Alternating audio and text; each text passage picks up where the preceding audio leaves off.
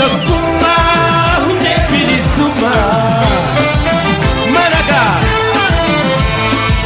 afaan oromoo dagam afaan oromoo afaan oromoo. Välkommen till Svenska och Oromiska. Låt oss lära sig svenska och afan oromo eller oromospråket. Idag startar vi från våra kroppsdelar. Följ mig. Welcome to the Swedish and Afan Oromo or Oromo language. Let's learn Swedish and Afan Oromo today. We start from our body parts. Follow me. Maraga afaan oromoo dagam afaan oromoo afaan oromoo. Have Mo'o. have Mo'o.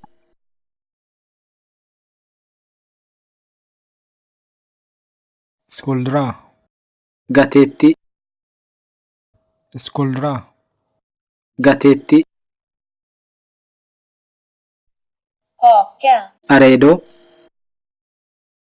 haka Areedo. Skenben. Shani. skenben Shani. vad Futte. vad Futte.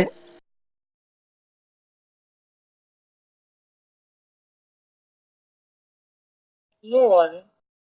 Tafa. lår Tafa.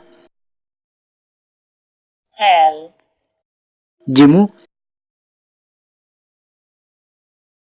häl Jimu. Handflata. Barruu harkaa. handflata Barruu harkaa. Handled. Burris harkaa. handled Burris harkaa. Vrist.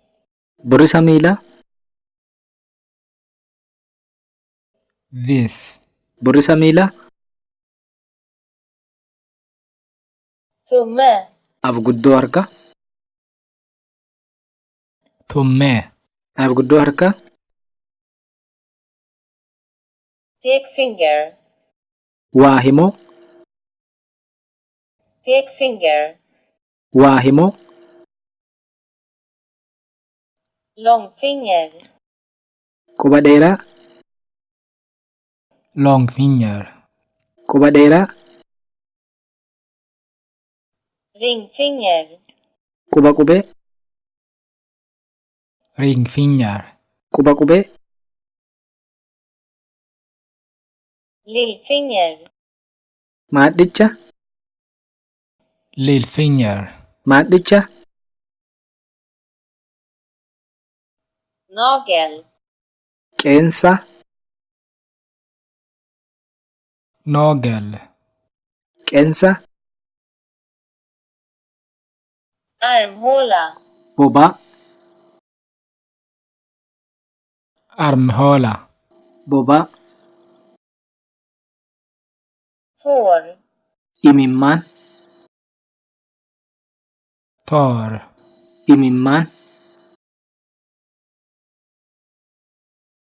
Pupill. Mucaa ijaa. puppel Mucaa ijaa.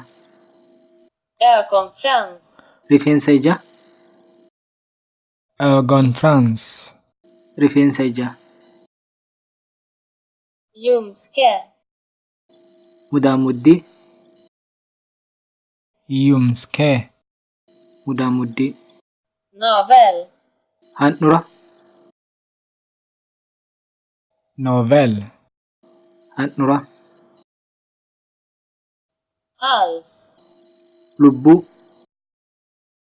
hals Lubbuu. Kallacha tokkummaa hundee bilisummaa maragaa afaan oromoo dagam afaan oromoo.